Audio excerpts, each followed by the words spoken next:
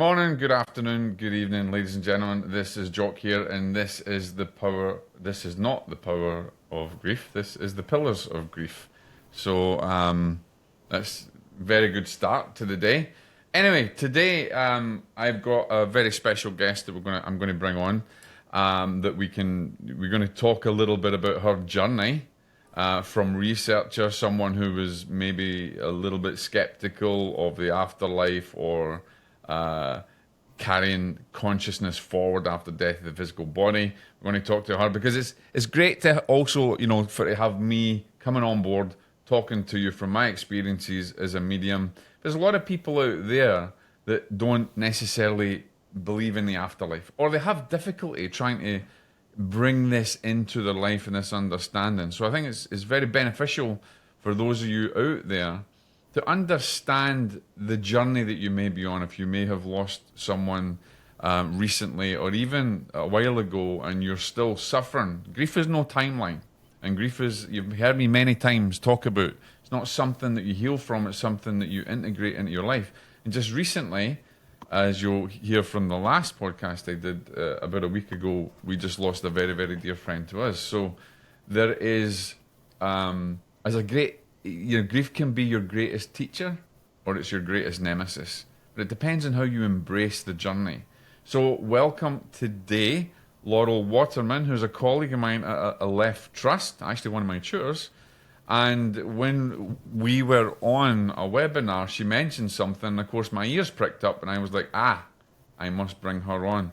So we're going to talk to Laurel about her journey and her understanding of grief. Laurel, welcome to Pillars of Grief.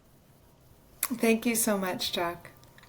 It's great to have you on here. Now, you are a researcher at the University of Toronto. You're heavily involved in education, but let's talk a little bit about you and your journey. Maybe, before we get to this kind of transformation that happened to you, or I don't want to say happened for you, I don't like the word to you, but happened for you, and what you've gone through. Talk us a little bit about you growing up, your life, maybe if you had a materialist stance, or how you understood the world operated, and then we'll kind of move on from there. Okay, thanks.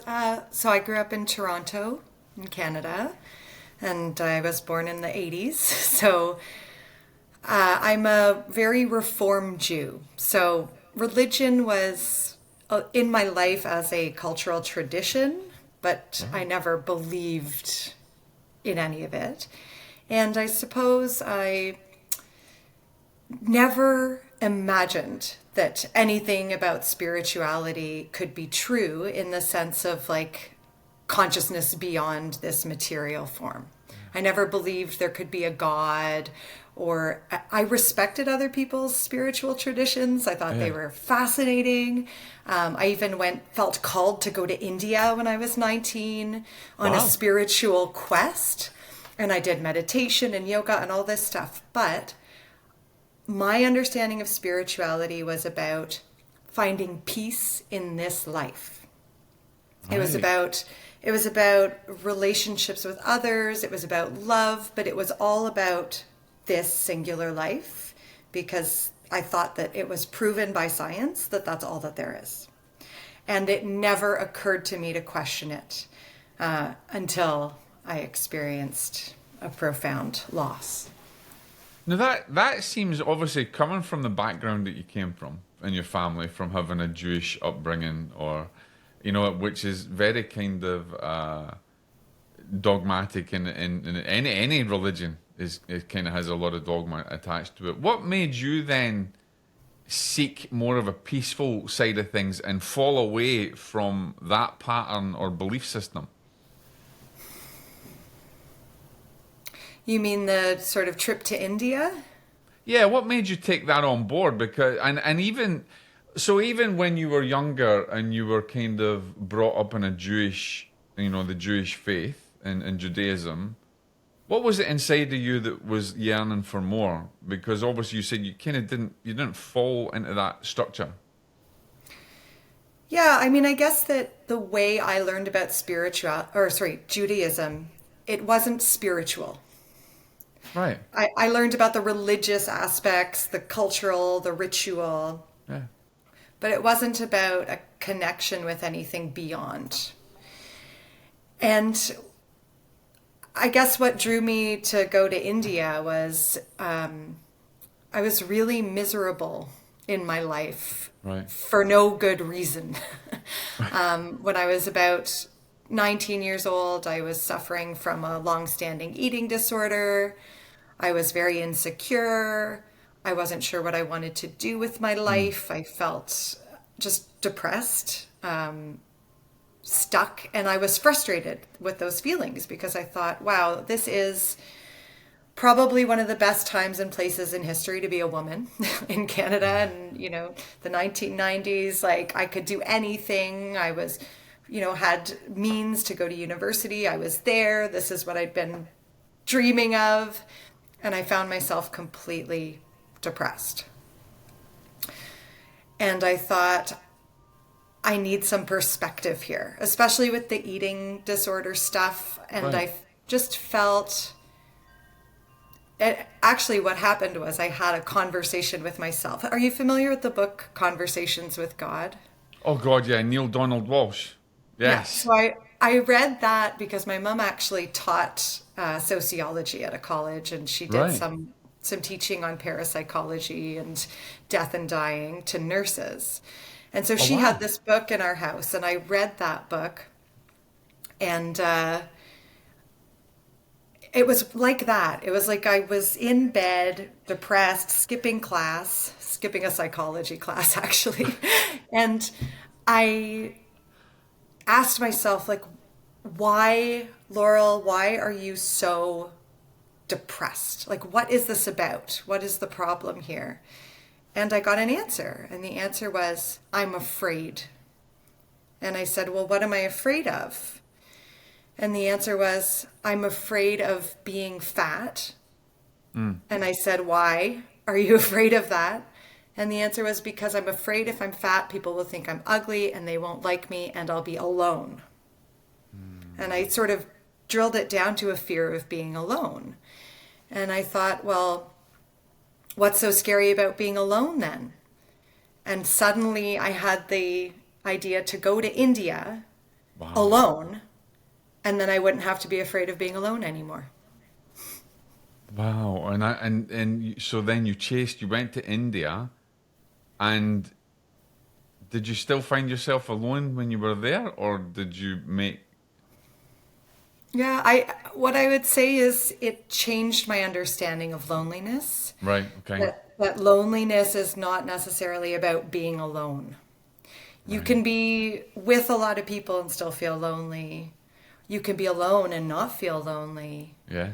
Loneliness is a relationship with yourself in a particular context. Absolutely. So it, Absolutely. And a lot of people don't understand that. Actually, it's the worst. It's one. I often say it's one of the worst things to go through is to feel lonely in yourself. Because at one point in my life, I was the same, and it's you kind of grow through that and understand that you're not alone, and it's a true saying. You can be in a party and be the loneliest person in the room. It's just trying to understand that. So, you went on almost like a pilgrimage? Do you think did you find your partner there? Did you find yourself there? What happened? yeah, I mean, I guess you could say I found myself. Right. It changed me. It changed my relationship with food, with my own body. I mean, it planted the seeds, and then it was a longer process of kind of change and reinforcement. And I mean, I discovered vegetarianism, which led to veganism eventually. I discovered yoga. But what's funny is that all of it was still materialist for me. I was going Like, to say to you there, where did you even consider anything beyond? Because everything you're talking about is still kind of within the construct of the material world. Where did it yeah. change for you to? I mean, we're going to go into that, but did you consider anything about there's got to be something greater than this? Well, I can tell you the story of the first time ever I sat to meditate. Yeah, I go on. was at a juice stand in Varkala, India, which is in southern India in Karnataka, and I saw a flyer, like a little pamphlet for a yoga, the Shivananda Yoga Ashram. And I read it, and on the back it had instructions of how to meditate. So I thought, oh, I'll try this. So I went back to my guest house, and there was this cliff, and I sat kind of close to the edge of the cliff and closed my eyes and followed the instructions, which were just to close your eyes and focus on your breathing and relax and all that. And suddenly, like snap, my mind went into this different place that was kind of this blank, white, calm Wow. sort of space. And it was neat. I was like, whoa, that's what meditation is. That is so cool. Thinking that that's what would happen every single time someone sat down to meditate. Illusions of grandeur right there. Because it happened to me the first time. And then I told another traveler, and they said, oh, beginner's luck. And sure enough, that never happened again until decades later. I had another experience. But I guess that was interesting, but I thought it was maybe a place in my mind that I Right. had accessed. Yeah, I was still And very much in the materialist. I was going to say that you were still in the material construct. You were still, stuck in that one. So did you think then that the experience was coming from your brain? Yeah, I guess so. Right. I never thought to question it. I didn't Right. think there was any possibility that there was consciousness beyond the brain. So I thought it was case closed, science had proven it. I don't know how I thought that, but it's what I picked up. but this is going to change, and it changes. So how long? So did you then come back from India? Did you meet your partner out there? How did that happen to your change and move on to meeting your loved one? Yeah, it was many years later, maybe 8 years later, that I met my partner. We met at a dog park. Our dogs Right. started playing, and I mean, that was an amazing experience because, I mean, now I look back and go, there was something more there. Yeah. That sudden kind of looking at him and that spark. But at the time, I just thought, oh, wow. And it just clicked, and we were very quick to know that each other was the one. Wow. And moved in, started our family, etc. Now, before we go into your loss, and we won't go deep into it because I know it can be quite an emotional thing. But how was your partner in terms of was he quite a materialist, or did he believe in anything beyond the grave? Not so much, like not in a conscious way Right. that he would express. But looking back on some of his attitudes towards things and his approach to life, I think that maybe he was at a different stage of this journey, this Right. sort of soul journey, if you will. I think he was maybe a little further along in some ways because he wasn't afraid. He had no fear. Wow. And I have a lot of fear. And he would just say, oh, I'm not afraid of death. I think it's just a nice rest. That's how he Wow. would speak about it. And So you still have an inherent fear of death? I don't think I have so much of a fear of death anymore, but I still have a fear of loss because of how Right. painful it is. And so Absolutely. Yeah. my fear of death is more around the attachment to the people who are here than it is about, oh, what's going to happen to me when I die. Because now I'd say 99%, I'm sure that it's not just like nothingness, darkness, extinguished everything when you die. So you had how long were you together with your husband? 8 years almost. 8 years, and then obviously tragedy struck. Yeah, so sudden accidental death. I was 36, he was 41 years old. We had 3 kids, so my stepdaughter was 9, and then our 2 kids together were 6 and 4. Now, were you at university at the time? Were you studying, or you'd already had done all your? No, I have a master's in adult education and in narrative research, and I was teaching creative nonfiction writing for many years at the University of Toronto. Wow. Okay. And so, but you still had, for all purposes, a materialist perspective on life, Yes. even though you had some spiritual experience through yoga, etc. You still had a very fervent material. This is the way things are. Sorry that my internet. Give me 1 second to see if I can reset this here, just to get Oh, better that's all right. internet. If it goes, don't worry, because we can. I'll have my guy edit that. Massey can edit that, but you'll find that if it just goes slow, just keep your computer on, and it'll come back anyway. Okay. So sorry, Jock. What was your last question? So you still had you for all intents and purposes you were still within this understanding of everything is material. It's a material existence. Yes. Okay. So without going into too much details of the loss of your husband, when did that change for you? Because let's talk a little bit, if you want to, let's talk a little bit about your loss, because a lot of people that listen to this are suffering through loss. What happened, and how did that make you feel? Well, I mean, anyone who's gone through loss, and maybe particularly like a shocking loss, an unexpected, Yeah. tragic loss, it's hard to articulate the feelings. It's just such a the whole ground is gone. Like the ground that you stand on is just suddenly gone, and you're just falling through time. Yeah. And that was, I mean, it was terrible. I am very grateful that I have a lot of friends and family who supported me. And that's it. I mean, I only am here because they kind of all reached out and grabbed me from falling. That's amazing that Yeah. you had that support, because many people don't.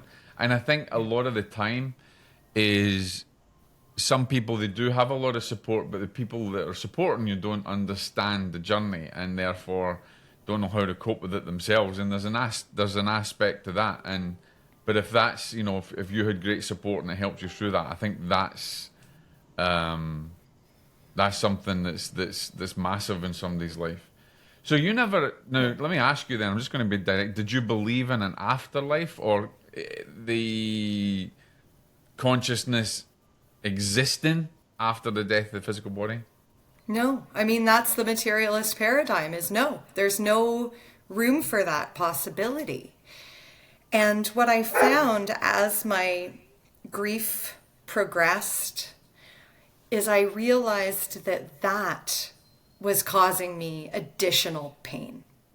So on top of the loss and the coping and having to continue on in life, that belief that my love was just, he was just gone, just didn't exist at all, it caused me so much despair, more than I ever would have imagined before this had happened. And that is the piece that led me to suspend my assumptions just for a moment. And actually, it wasn't even conscious. What happened is his name was Aaron, my partner. And so a friend of his sent me some books on grief and death. And one of those books was The Light Between Us by the medium Laura Lynn Jackson. Have you read that one? Yes. I know of Laura's work. Because all I could do really, other than survive, was read and write. I couldn't watch TV. I couldn't go out with people. I could read and I could write in my journal. And that was kind of it. That was how I coped. And so I read this book, and that was the first time, like, I'd really never heard much about mediums. I didn't even know what the word really meant. That's how absent it is from our education and culture. So pushed to the big fringe. no-no, yeah. Yeah. When I read this book, that was the first time I heard about the Windbridge. Is it the Windbridge Institute? Windbridge Institute, yeah. Yeah, And the research that they do into research and consciousness. the Yeah. quadruple blinded studies with mediums. And I thought, in her narrative that she provides in that book, it's so earnest, it's so detailed. I thought, why would she be making all this up? How could she be making all this up? But then finding out about that research made me think, could there actually be something to this? Like, is there a way that people could actually have access with deceased people? Now, Go ahead. let me ask you, because obviously you're now kind of changing. Your materialist assumption has been challenged, but before it was challenged by the book that you read, The Light Between Us, between Laura's work or anything else, was there anything in you that gave you a sense of there could be something beyond, like any feeling, or was there anything weird, I would say, for want of a better expression, that maybe you experienced that was like, that's not normally scientific?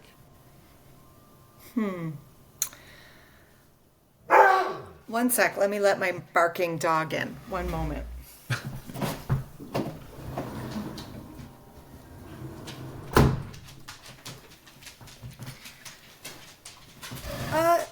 Not really. I mean, are you talking about any kind of psi or communication stuff? Like, Yeah, look, so don't for think example, so. my brother, when I lost my father, my brother is not afterlife oriented or minded, but he had an experience that made him, and to say, I mean, I couldn't say that he was 100% even now, but he had an experience where he felt the touch of my father, and something weird happened to him. So many people, that don't believe or don't have have some kind of experience, whether it's a dream, whether it's something that happens in the physical world where the electricity is played with or something happens like that. So oftentimes our loved ones will then kind of try and wake you up by giving you little signs. So I'm wondering, did you experience anything like that at all, or were you totally no? No, I had some dreams, a couple of dreams All that right. now I So you would did. say are visitation dreams, but at the time, Right. I just thought they were dreams. And again, in the materialist paradigm, dreams are just, your brain firing stuff. I had a visualization of Aaron very clearly a few months after he died while I was out dancing. Right. And he looked younger. He looked so, slimmer. He was wearing this perfectly white shirt. He just looked kind of angelic, like him. Right. And it was very vivid. So it was unusual. But again, I thought, I'm just imagining this. Of course. Right.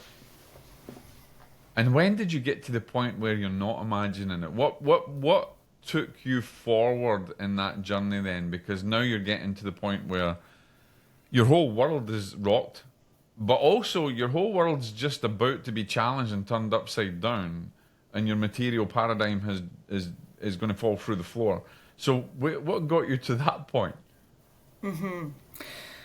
So there are a few different stories, because each one I found, anytime something abnormal or something you can't explain happens, when you're a strident materialist, it's an anomaly, right? And you sort of can put it aside and go, okay, that was really weird and I can't explain it, but I'll just continue along. So it took a few different things. But the first one, after reading the Laura Lynn Jackson book, I thought maybe I should talk to a medium. And I spoke to a few mediums. Well, I spoke to one, and it seemed kind of amazing at the time. And then afterwards, I listened to the recording, and she was doing a little bit of fishing, and I was giving her information. And so I thought, she's just a fraud. And that made me feel even worse. Right. But then another medium was recommended to me by a friend, a trance medium. So I didn't even know what that meant, but I booked an appointment with this person and went and saw him. His name was Bart. His name is Bart Smith, and he channels a person called Dr. Willems. And the whole thing seemed completely ridiculous while I was in it. He, pretended to fall asleep with this elaborate snoring and then woke up as a different person with a thick Scottish accent. And I just felt like such an idiot even being there. And he asked me to say Erin's name 3 times. And then we had a conversation. And so, he was saying some interesting things. But then he said something that was amazing to me. So Aaron died while he was on a trip in Vancouver, Canada, and I'm in Toronto, so across the country. And he said, he's saying something that he should have called Barry. Did he know anyone named Barry? And in Vancouver. And it didn't ring any bells. I didn't think of anyone named Barry. I said, no. He said, okay, well, he's saying he should have called Barry. So just take that. So I said, okay. And the session ended. And later that night, while I was lying in bed, I sat up in bed because I suddenly remembered that Erin had a friend who lived in Vancouver named Barry. He was sort of a work colleague, but they would hang out whenever they were in the same place. And so he did have a friend in Vancouver named Barry who he would call in that situation that he said I should have called him. And to me, that was totally beyond chance. Barry's not that common a name. It's in a different city. There's no way you could look that up, that they're connected and pick that out. It couldn't have been fraud. It couldn't have been chance. So what? He didn't read my mind because Barry wasn't even anywhere in my mind. So how did that happen? And so that was and remains inexplicable to me, that particular little detail that came out of that meeting with that medium. Wow. Was that the catalyst for you then to begin researching beyond the material construct and researching now that consciousness survives? Yeah, that was part of it. It was part of the journey. I had already started reading about consciousness. And I guess another turning point was when my grief therapist at the time gifted me a book, because he was a co-author on it. And maybe you're familiar with the book Irreducible Mind. Oh, yes. Which is... So this was Adam Crabtree, right? Who yes. happened to be my therapist, and wow, okay. I was explaining to him, I just really want to believe that Erin's still around, that there's something beyond this life. And he said, oh, well, I believe there is. Here, have this book.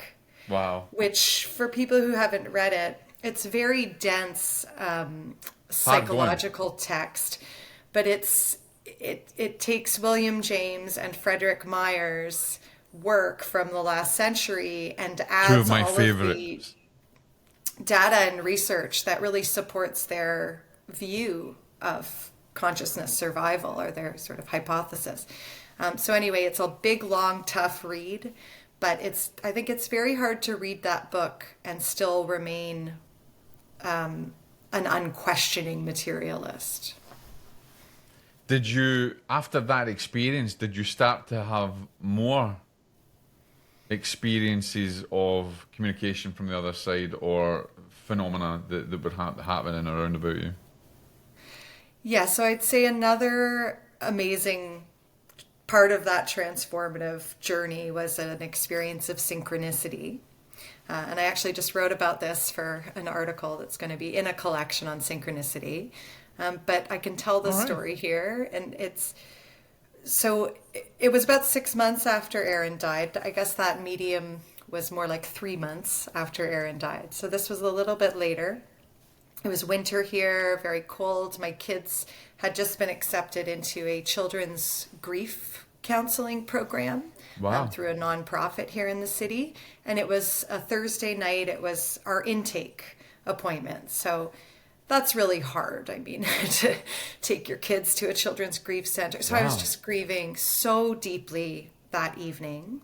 And the kids went in with an art therapist, a children's art therapist. And I sat with another therapist, she was checking in on how I was doing.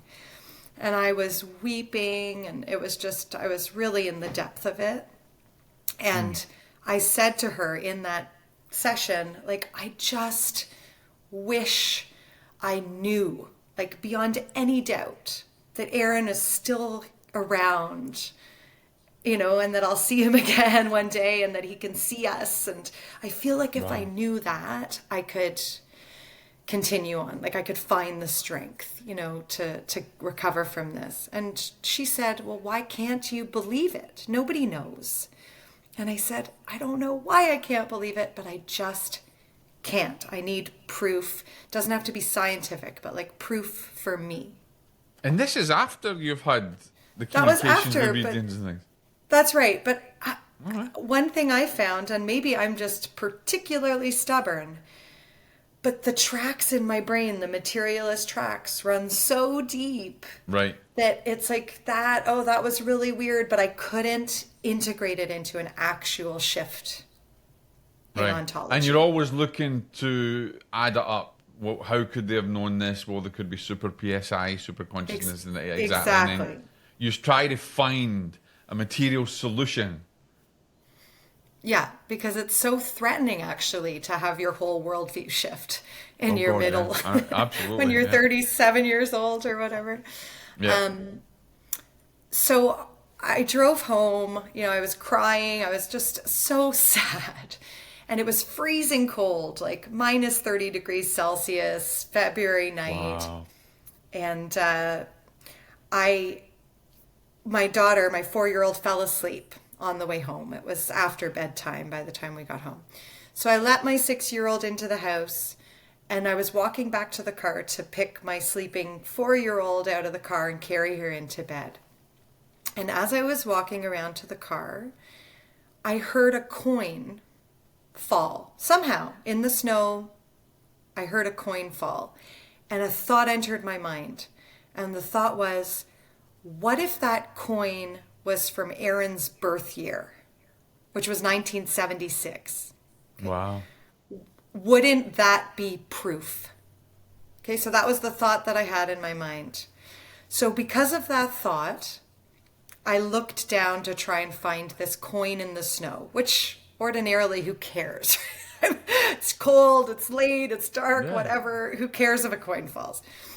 But because of that thought, I looked down and I immediately saw a penny in the snow. And I picked it up and I looked at for the date. And it was dark and I was squinting and I couldn't believe it. But it was 1976. And as soon as I realized for sure that it said 1976, I felt this sense of calm and joy. Beautiful. And I heard not Aaron's voice, but like a thought in the form of a thought in my mind that said, here's your proof. I'm fine. Be happy. Wow. That's amazing. Thank you for sharing that. And I think that's, to have a gift like that, and it came from out of thin air, it just dropped. Yeah, well, it may have been in my pocket. I mean, it's possible that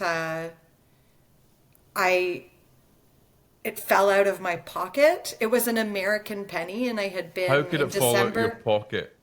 Where did it land? This is the materialist researcher, and you say, how could it fall out of my pocket? I mean, even if I did have the coin in my possession before, and even if it did happen to fall out of my pocket at that moment. The fact it was 1976. To me, yeah, the combination of the thought. Yeah, where did that absolutely. thought come from? Yeah. Right?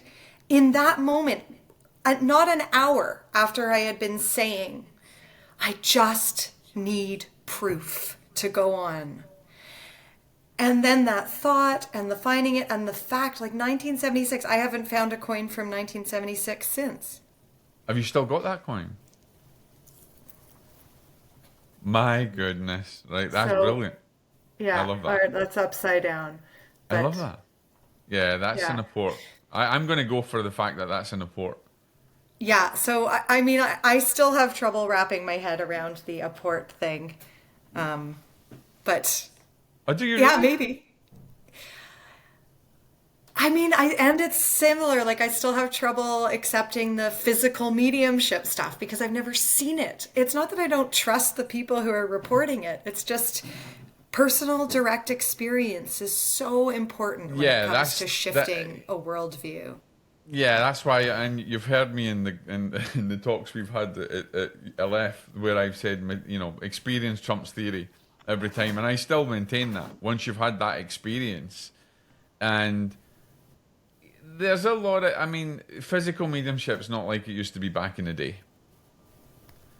Back in the day, it was beyond what you could experience here. Full materializations. I'm actually involved, one of the heads, the president of the Helen Duncan Foundation, and I've been trying to work with the family to clear her name. For, if you don't know anything about Helen Duncan, I'll send you some information. Helen Duncan, that case history was during World War II, when she was actually having a seance and a full materialization of a sailor materialized in front of everybody with witnesses, gave information that British intelligence didn't even know, that a German had just sunk one of the ships off the coast of Britain, and it kind of broke the Official Secrets Act, and there was a whole hood. There's been shows, TV programs, all sorts going on. In fact, if you look behind my desk, I actually have her trumpet from that day. So Wow. Oh my gosh. so I've been heavily involved in that side of things, and I have witnessed materialization phenomena and various other types of phenomena, and it's very hard to take on, especially if you have a material outlook. Yeah. But One I sec. also I'm have- afraid. One moment, Jacques, because I'm afraid my computer. I don't know why it's not plugged in. I just have to re-plug it into something else because it's Yeah, saying go it for it. might. Yeah. One moment. We get it edited anyway. Good.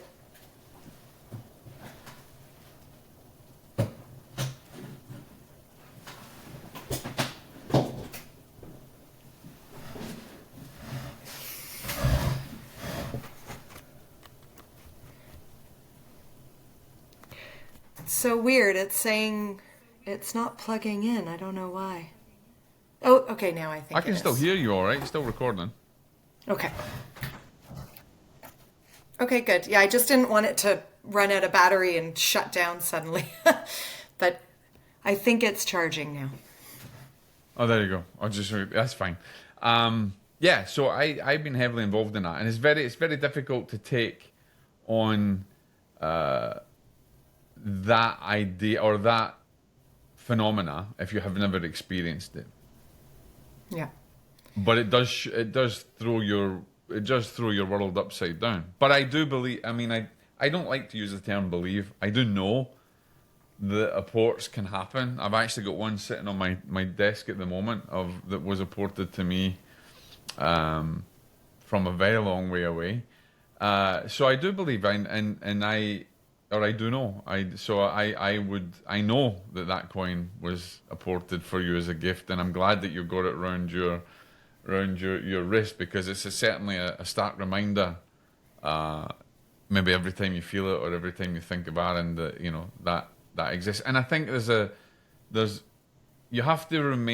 still have to remain scientific. Like, I'm still very scientific, and I'm very careful when people say they had feathers from angels, and walking down the street and they get a feather, and every new ager thinks that, and that's just not true, because probably it just dropped from a bird above.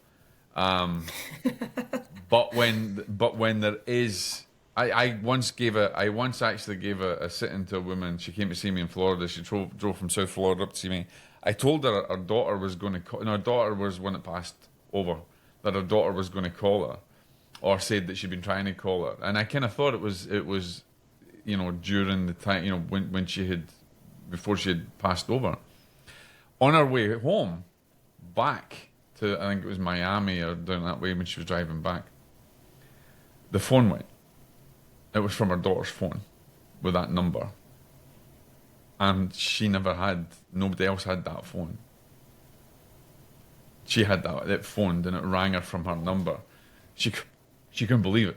So I'm very well aware that they can manipulate things in the material world so that we can feel their presence.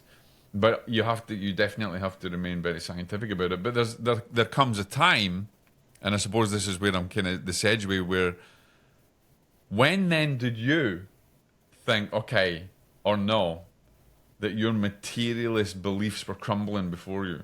When did you get to that point where, okay, no, it's not the way that they think it is or they perceive it is in the material world?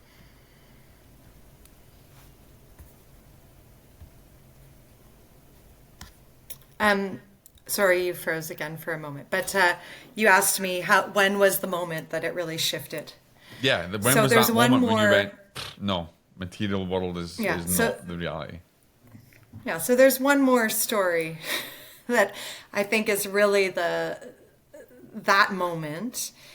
And it was at a past life regression retreat with Dr. Brian Weiss at the Omega Center in New York. And I mean, even the story of me getting there is sort of interesting synchronicity, but I'll leave that because it's really about the experience. And it actually didn't have anything to do with past lives. But we did one exercise called a psychometry exercise. And I had never heard of what that was. I didn't know. But he asked us to pair up with somebody we did not know and exchange an object that you've owned for, I think, more than a month or a couple of months. So I gave my partner my earrings that I was wearing, and she gave me her cell phone. She didn't have anything else. But the cell phone, it was just face down in my lap. I didn't look in her cell phone. It was just, I was holding her object. Yeah. And Dr. Weiss led us into a relaxation and gave the instruction to just let whatever comes to mind that would be helpful for the owner of that object. Okay, and I don't know how long, maybe 10 minutes, just sat quietly. And I had, somewhat surprisingly, because I don't consider myself psychic or anything like that. Right. Nothing like that had ever happened to me before. But I had some scenes come into my mind, into my mind's eye. So the first one, I saw her, and I didn't know this person at all, right? I just knew her name was Becco. She was a Chinese woman who had traveled from Seattle to come to this workshop in New York. That's all I knew about her. Right. So I closed my eyes and an image of her diving into an Olympic-sized swimming pool. Okay, wearing a bathing cap, diving in. Okay, that. And then that kind of faded and was replaced by an image of her boarding a ship, a really large passenger ship. Right. And then that faded, and then I saw a very elderly Chinese man in a wheelchair. And then that scene kind of filled in around him, where I saw her sitting beside him, holding his hand. And I felt this incredibly powerful sense of gratitude from him towards her. Yeah. And then I saw a young Chinese girl in a party dress, a red party dress, holding a birthday balloon. And I surmised that this was like a birthday party for this man, this elderly man. And it seemed sort of like a condominium almost. And then that scene faded. And I saw Becco, the woman, sitting on a deck overlooking the ocean, sipping a mug of tea.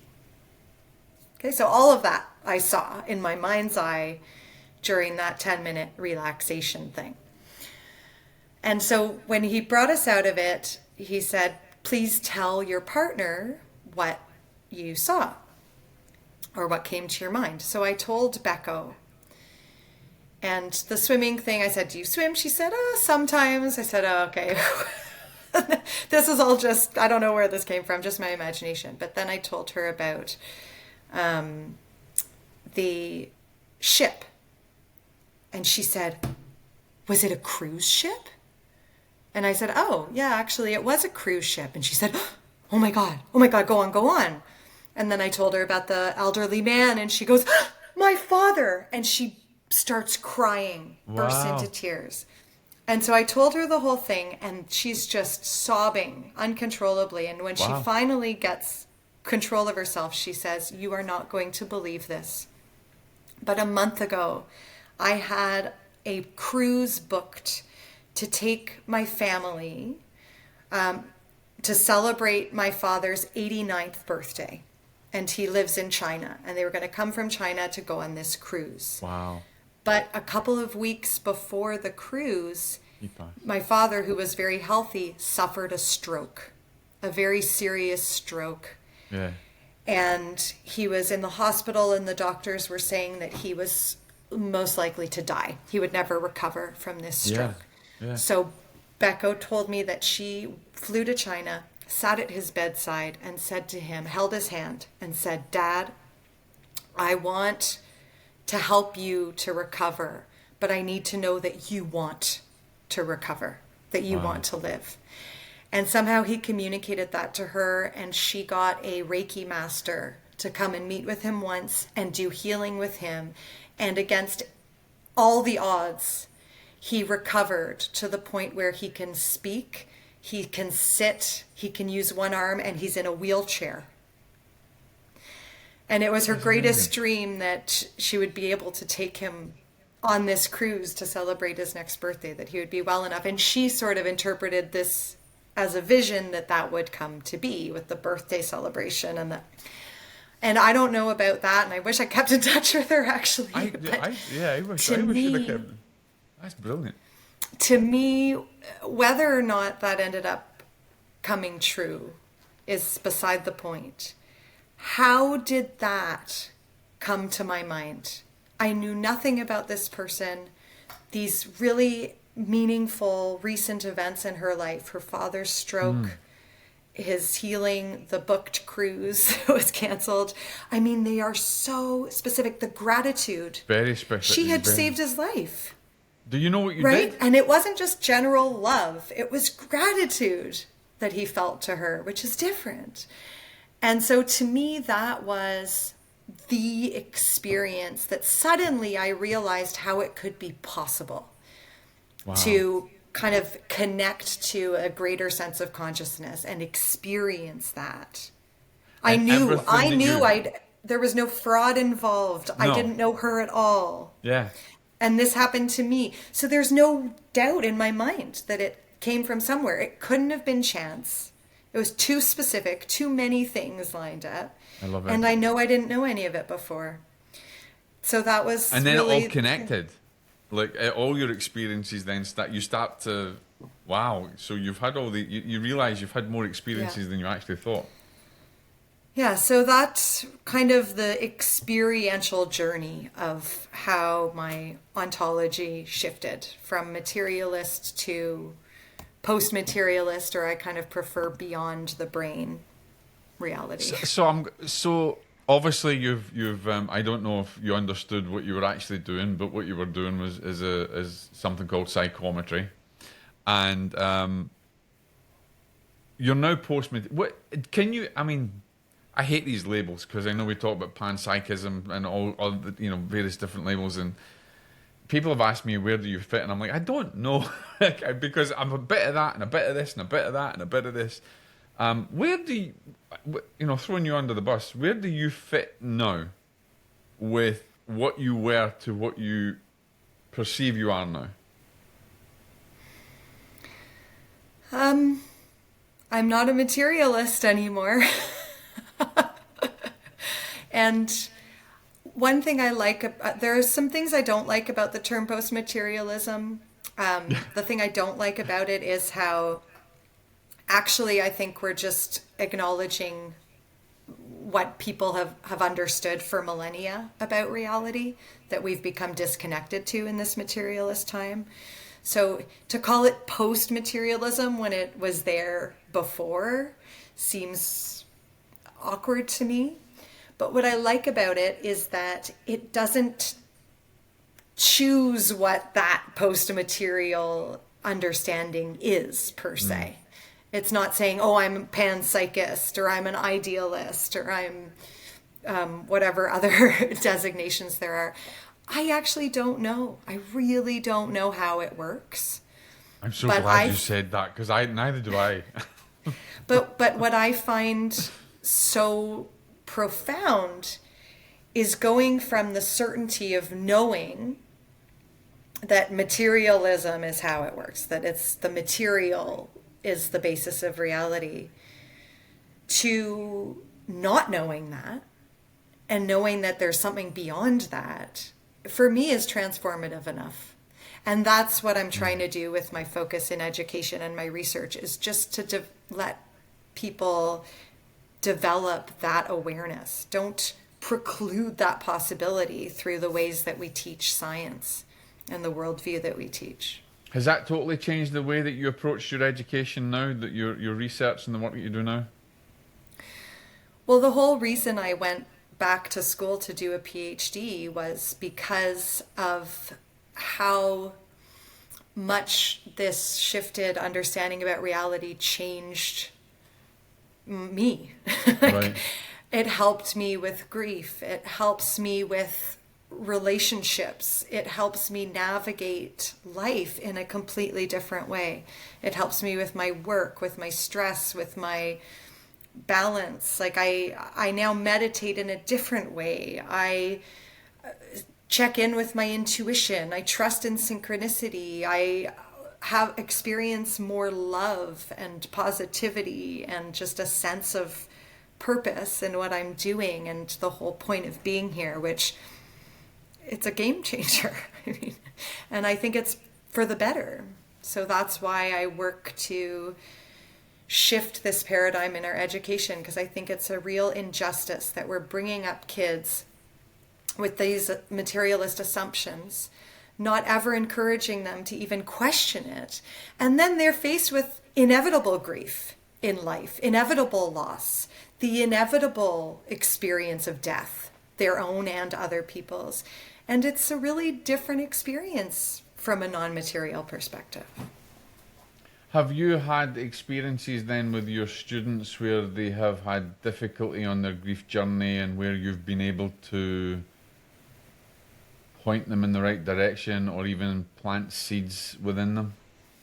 Well, I mean, I'm teaching a little bit, like tutoring at the Aleph Trust, but my work teaching at University of Toronto is not yet in consciousness. I'm teaching creative writing, essentially. But I have had students who are connected to me through LinkedIn or have looked up my writing and they read it.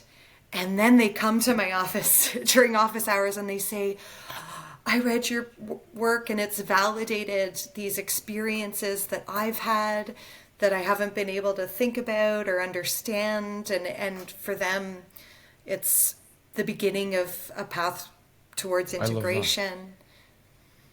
We'll need to get you back on maybe to talk about creative writing, because obviously as an author myself, there's a great deal of power in the pen.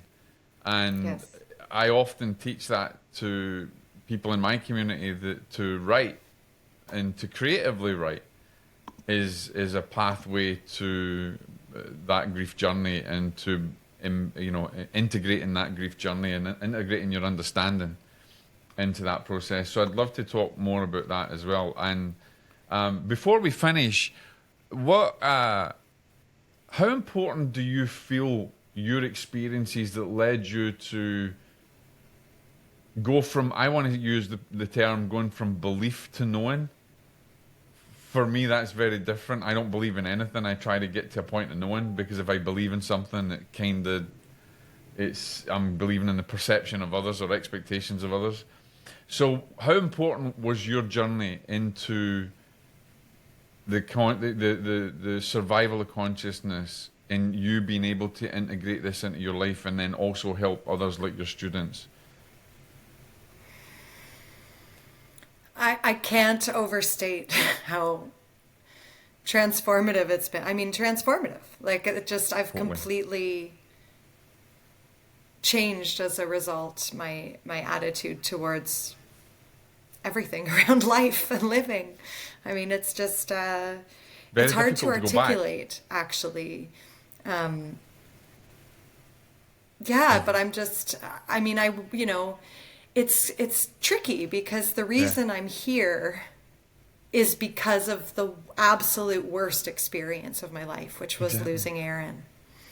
And I remember when I was early on in the grief process, and people would say things like, oh, you're going to change as a result of this. You know, something good will come out of it. I didn't even want to hear it. I didn't want anything good to come out of his death, right? Because it was just so terrible. And now I'm 5.5 years down the road. And, you know, I still don't want to say anything good came out of his death, but my whole life is completely different. And the work I do, the way I am with my kids, with my new partner, with all my friends, with spirit.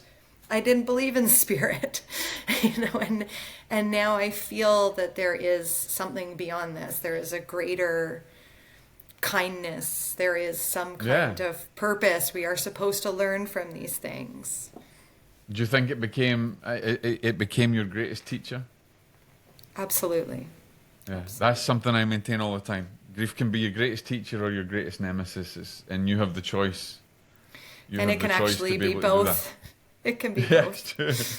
Yeah. Laurel, I want to thank you for coming on the Pillars of Grief. You're sharing your story and the wisdom, what you've gone through, will certainly help many, many people who listen to this at some point.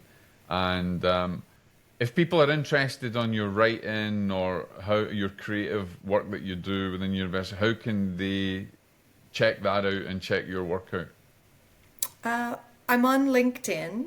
Right.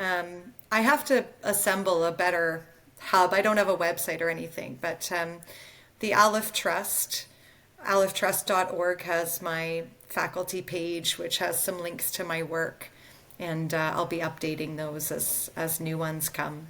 I'll link all that in the show notes. Is there any final thoughts you would like to leave to anybody out there who's perhaps was like you? Had a material outlook, that didn't think anything existed beyond?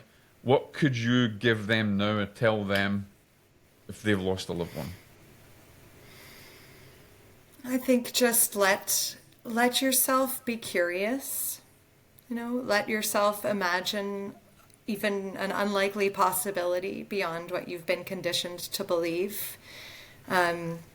For me, even though the direct experiences were ultimately the most vital and transformative, I don't know that they would have been that if I hadn't been reading about consciousness studies research, about the kind of larger context to validate my own experience. So I think all of those are good approaches to getting through these really, really difficult times. Thank you, Laurel. Thank you for sharing everything. It was great having you on. Ladies and gentlemen, you can take away, it doesn't matter what you believe now.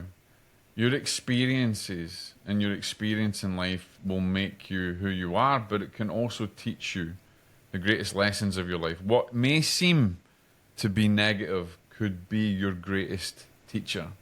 Keep an open mind. Understand that we continue on. That death doesn't exist. It's a mere illusion. And you've heard me many times before say that we're just moving into the next room or your loved ones are in the next room. Take some heart, take some comfort for knowing that life exists beyond what we experience here. And life is all about experience and life is for living. Thank you for joining us on the Pillars of Grief. I will be definitely bringing Laurel back again to maybe talk about more of this creative expression that can help you guys as well. again, Laurel, thank you for sharing your wisdom with us today. It's been an absolute delight having you here, and I'm grateful for you sharing, and I'm sure it's going to touch many hearts and souls out there. So thank you, and God bless. Thank you. Thank you, Jack, for the opportunity.